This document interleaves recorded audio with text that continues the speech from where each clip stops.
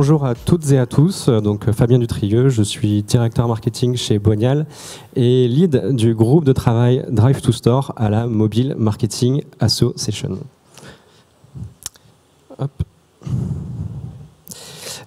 Aujourd'hui, on va vous présenter les résultats du premier baromètre Drive to Store réalisé par la Mobile Marketing Association.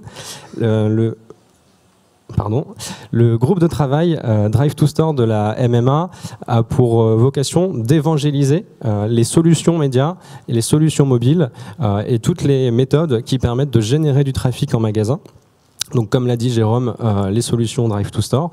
Et on a la chance à la MMA d'avoir un groupe de travail Drive to Store qui est très représentatif du marché, puisqu'on a aujourd'hui environ 30 acteurs du Drive to Store, dont de très gros acteurs du Drive to Store dans ce GT. Donc ça nous permet vraiment d'aller loin sur le sujet, de produire tout au long de l'année, vous l'avez certainement vu, des livrables, que ce soit des contenus ou des événements, comme c'est le cas aujourd'hui.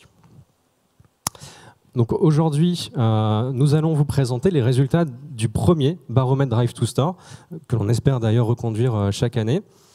Et tout d'abord, je souhaite remercier les partenaires et les sponsors de ce baromètre, qui sont Solocal, Waze, Boignal, Adot, CB News, Epidemics, sans qui ce baromètre n'aurait pas pu voir le jour.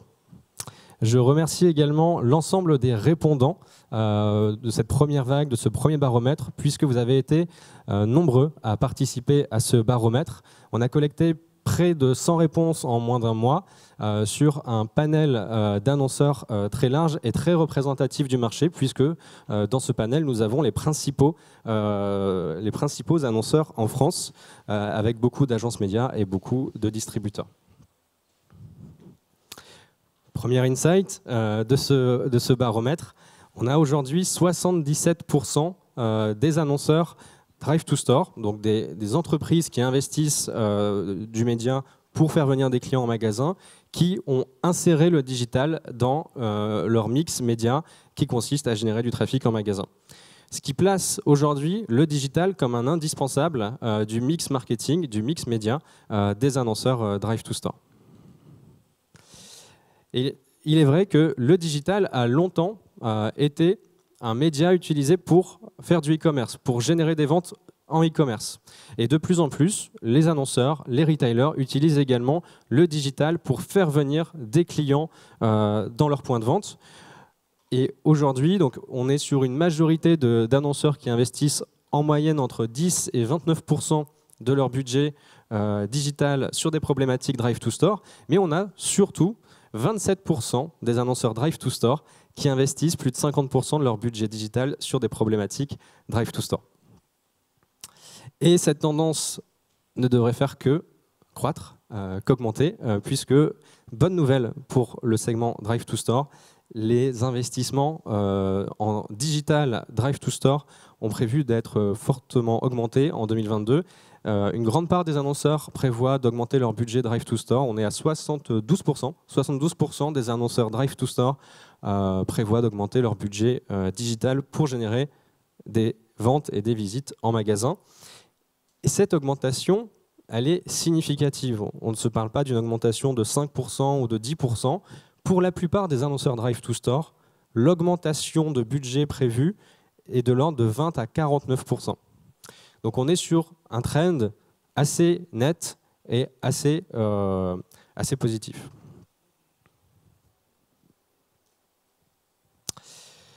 Il faut dire que le Drive to Store répond à des enjeux vraiment fondamentaux pour le commerce, d'autant plus en cette période de crise sanitaire. Les distributeurs ont besoin de trafic en magasin et le Drive to Store leur permet de répondre à deux principaux objectifs en priorité, à savoir la fidélisation, la capacité à faire revenir des clients en magasin, des clients qui se sont déjà rendus dans le magasin, en faisant accroître la fréquence de visite de ces clients. Et le deuxième objectif, qui est le recrutement, l'acquisition de nouveaux clients dans les points de vente.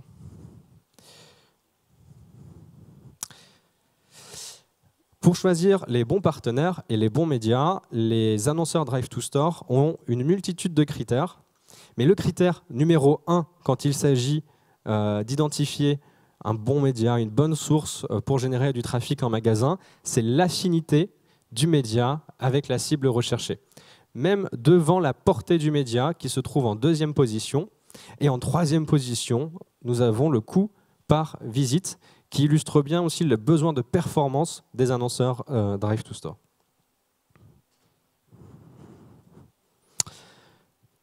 Parmi le trio de tête des solutions, des formats utilisés pour générer du trafic en magasin grâce au digital, sans grande surprise, on va retrouver la publicité sur les réseaux sociaux qui est utilisée par quasiment tous les annonceurs Drive to Store aujourd'hui, les bannières display géolocalisées, le référencement payant sur les moteurs de recherche, sur les annuaires et sur les cartes. Les prospectus et les catalogues en ligne sont utilisés par près de la moitié des annonceurs Drive to Store en France pour générer du trafic en magasin. Et fait notable, on a 32% des annonceurs Drive to Store qui investissent déjà sur l'audio programmatique.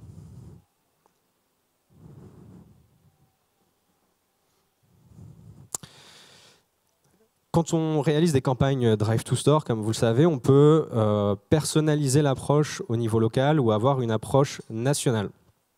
On remarque un constat qui est assez flagrant dans l'étude, c'est que cette approche nationale ou locale est vraiment différente en fonction du niveau de maturité des supports utilisés.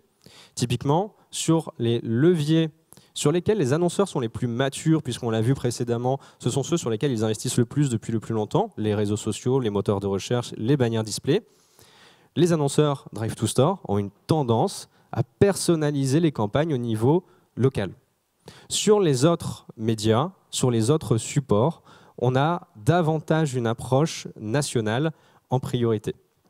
Mais globalement, ce qui ressort de l'étude, c'est que les annonceurs mixent entre approche locale et approche nationale pour générer du trafic en magasin. Parmi les formats que les annonceurs Drive to Store ont activés en 2021, on retrouve sans grande surprise le display classique qui est utilisé par 66% des annonceurs, le format carousel qui a été démocratisé sur les réseaux sociaux par 55% des annonceurs, et la vidéo qui est quand même initialement considérée comme un format de branding, est utilisée par 49% des annonceurs Drive to Store pour générer du trafic en magasin. Preuve qu'on peut aussi attribuer à la vidéo des objectifs de performance et de génération de trafic en magasin.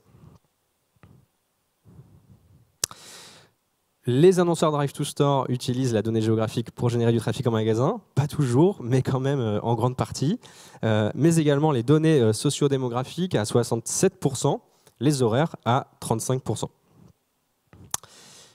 L'indicateur qui est le plus utilisé pour piloter les campagnes Drive to Store, c'est la visite incrémentale, ce qu'on peut appeler l'uplift. Et ça peut être d'ailleurs assez étonnant puisque c'est un indicateur qui peut être parfois assez complexe à mesurer puisqu'il consiste à isoler des populations qui ont été exposées à la campagne Drive to Store avec d'autres populations qui n'ont pas été exposées à la campagne Drive to Store et à mesurer l'incrément de trafic en magasin. Bien aujourd'hui, les annonceurs Drive to Store sont relativement matures sur ce sujet et en font leur premier indicateur de pilotage des campagnes Drive to Store devant des indicateurs d'engagement comme le CPC, le CTR, etc. On remarque également que le chiffre d'affaires incrémental est également fortement utilisé par les annonceurs.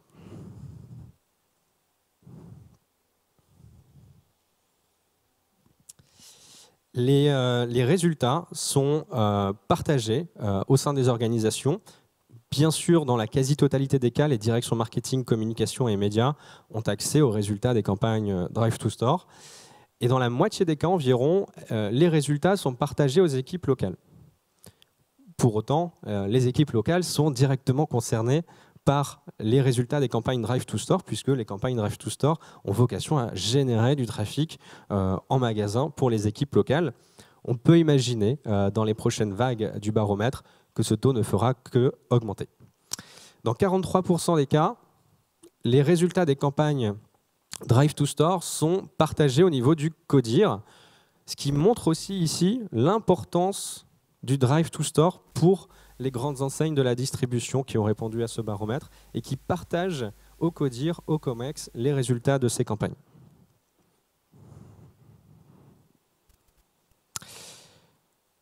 En termes de méthode d'attribution, ici on a plutôt des annonceurs qui ne sont pas tranchés. Les annonceurs n'ont pas défini encore pour la plupart une méthode d'attribution qui fait foi chez eux pour attribuer les ventes et les visites en magasin. Généralement, les annonceurs Drive to Store mixent les méthodes d'attribution et vont s'aligner avec les méthodes d'attribution des différentes régies publicitaires.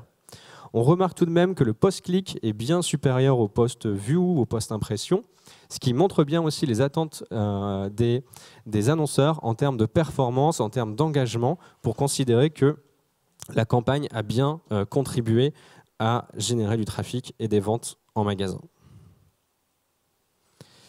Les solutions utilisées pour mesurer, pour traquer les performances Drive to Store sont multiples.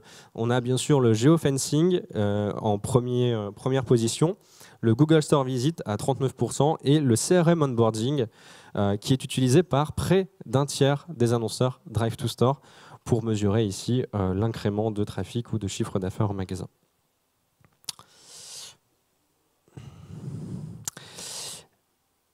Et enfin, les annonceurs Drive to Store font appel à des solutions tiers mesureurs pour auditer, pour venir auditer vraiment les performances Drive to Store et s'appuient généralement sur des solutions tierces.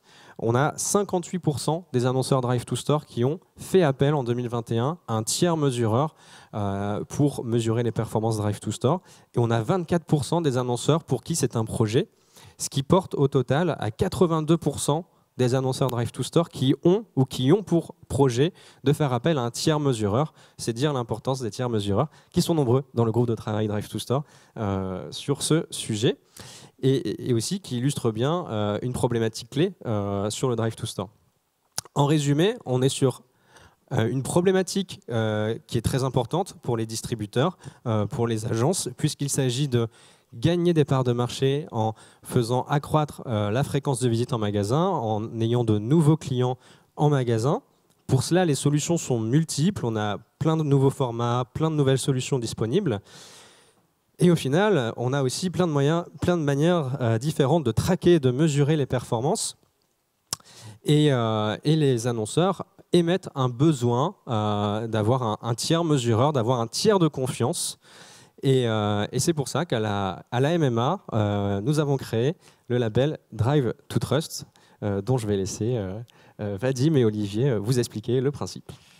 Merci Fabien pour ces mots de transition. Peut-être avant de quitter la scène, rappelez que c'était quasiment la première fois qu'on avait un baromètre aussi complet sur le Drive to Store en France. Oui, avec près de 100 répondants représentatifs du marché français. Vous l'avez vu, que des gros annonceurs et des agences médias. Donc, ça confère vraiment à ce baromètre le statut de baromètre référent sur le Drive to Store. On espère pouvoir le refaire chaque année pour voir l'évolution. C'est aussi ça l'objectif des baromètres, comprendre les tendances. Et un baromètre qu'on pourra retrouver, j'imagine, très prochainement sur le site de l'association ? Oui, il sera bientôt disponible sur le site de l'association très prochainement. Très bien, on peut applaudir Fabien Dutrieux. Merci beaucoup.